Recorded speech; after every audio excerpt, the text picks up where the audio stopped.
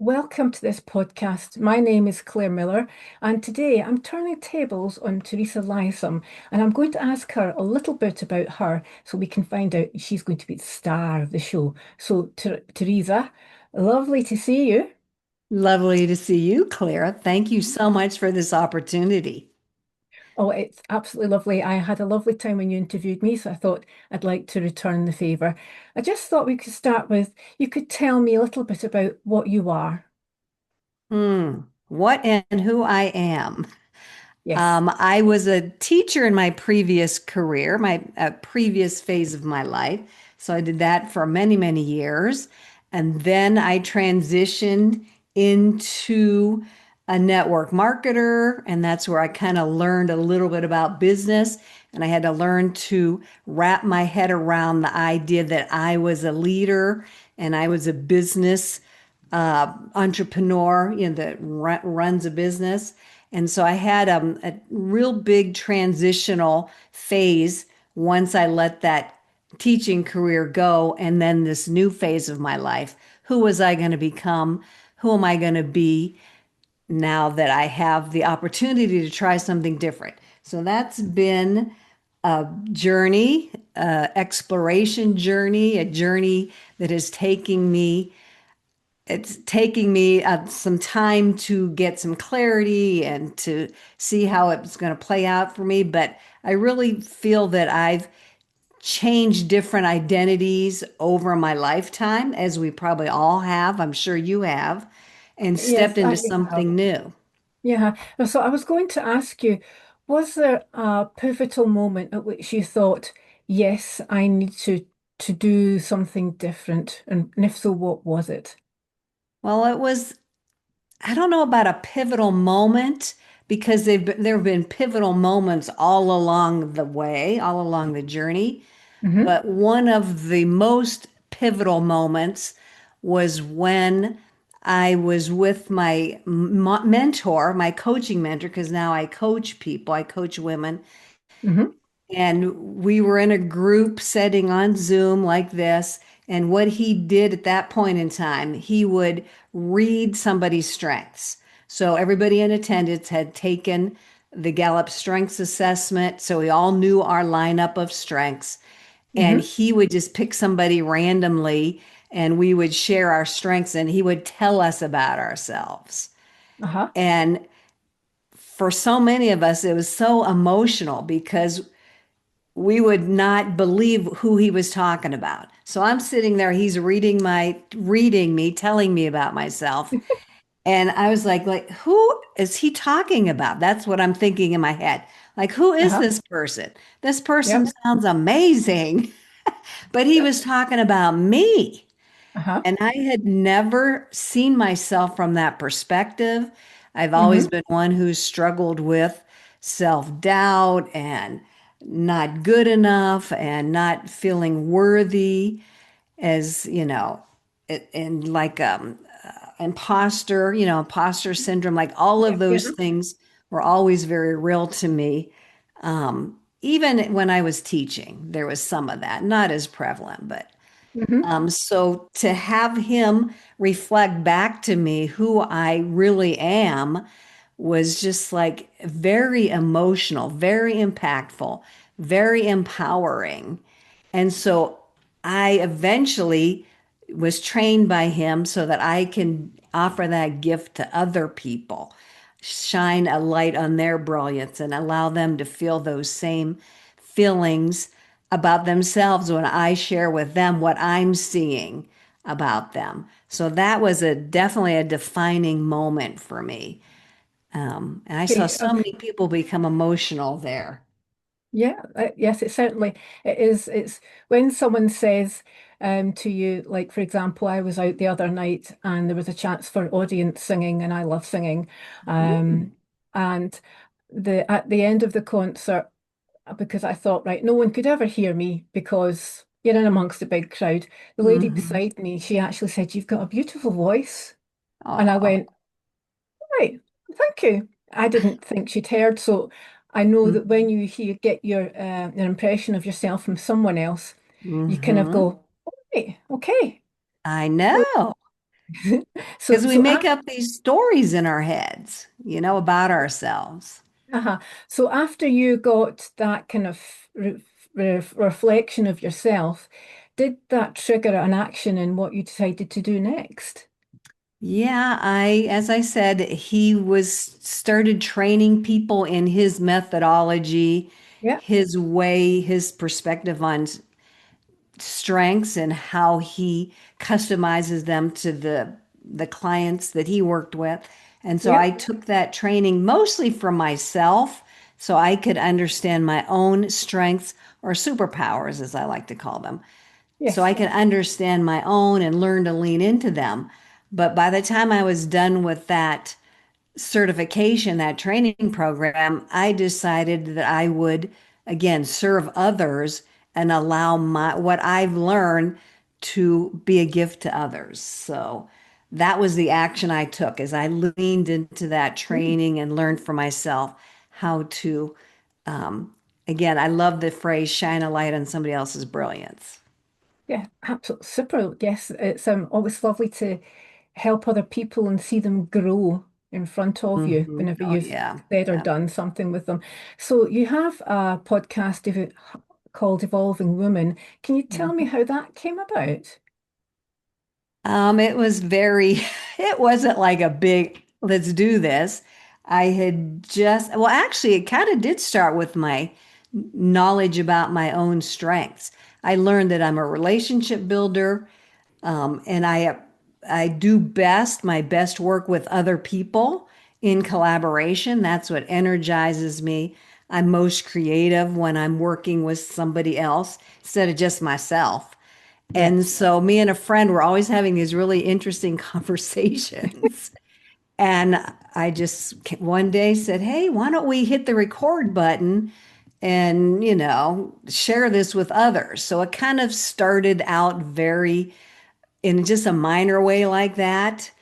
And then she kind of backed out after a couple sessions or a couple episodes because she was not as comfortable as I was, just, having a conversation on the fly like this. She wanted it a little bit more scripted. So, Yep. but I wanted it to keep going because it was so much fun. It Yes. was Yes. fun for me. So then I started reaching out to other people that I knew and just started trying to keep that ball rolling. Hmm. And then it's grown. I think this is the third year, and I just love meeting new people and hearing their story and letting them share their insights and their wisdom that they've gleaned throughout their life as they share them with others in my episodes. So it's still fun. I love it. Fantastic. Yes, I can see from your smile that you obviously do get a lot of energy from it.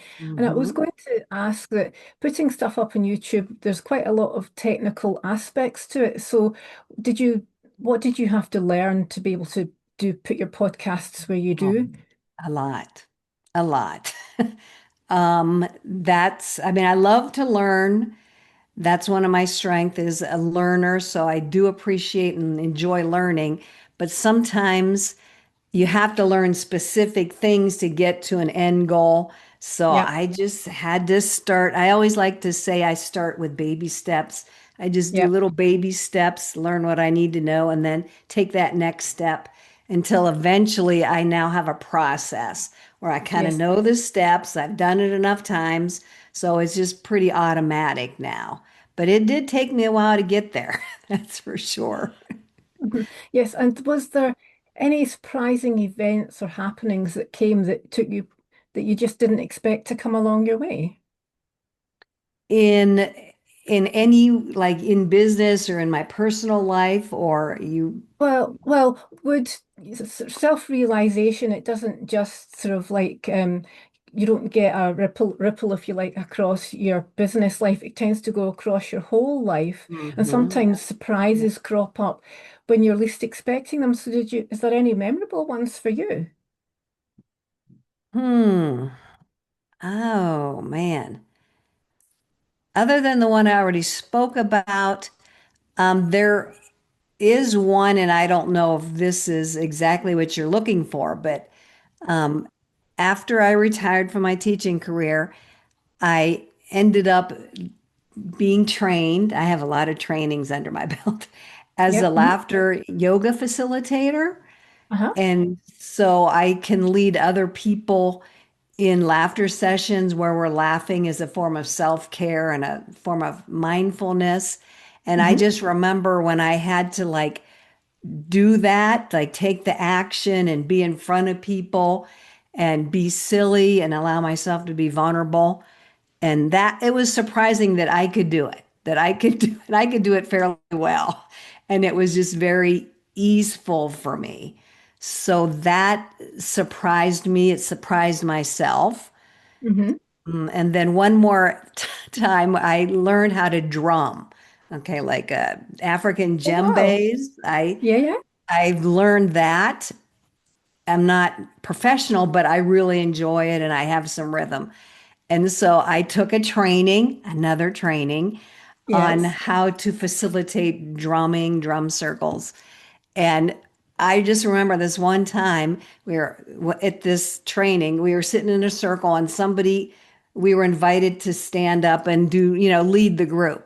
And like I'm just sitting there and like all of a sudden I just jumped up without even thinking and I facilitated some rhythm or something. I don't even remember what that was. But I just remember jumping up like it was the weirdest thing. Like, who just did that? Like, where did that come from?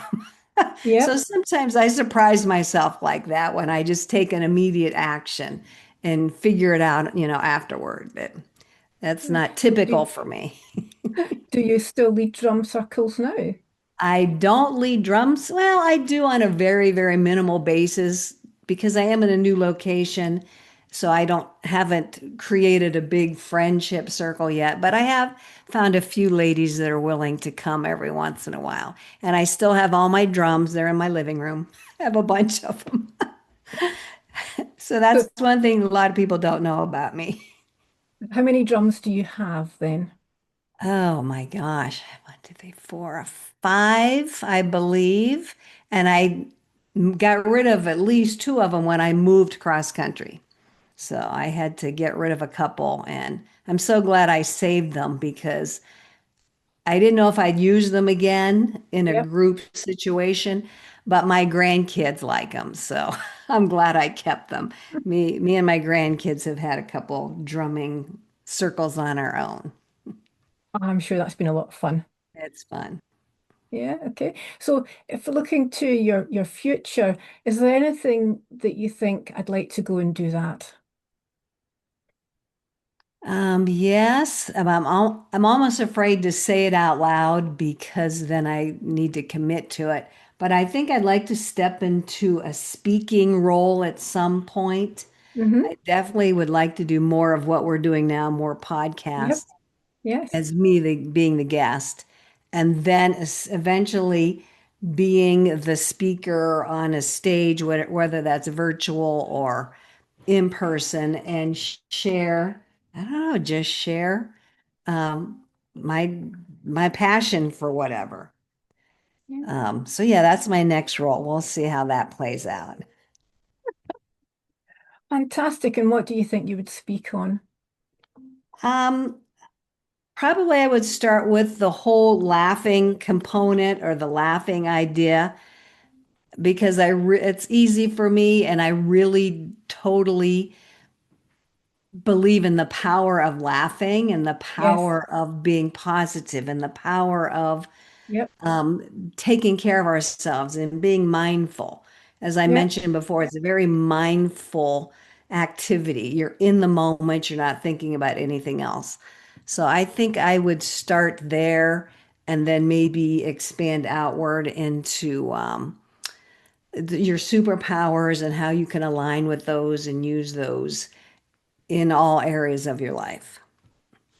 Brilliant. Well, thank you very much for taking the time to talk to me. I loved it, and I love the idea of drums because I think drums are fantastic. You can just wallop them and it doesn't matter, and Mhm. you're making a big noise. And also, when you have children, you know where they are. It's only when they go quiet that you go, I need to chase them up. So thank you very much for your time. Good point. Thank you so much, Claire. This has been so much fun. I appreciate you. And we'll talk to you the next time. Bye bye. Yes.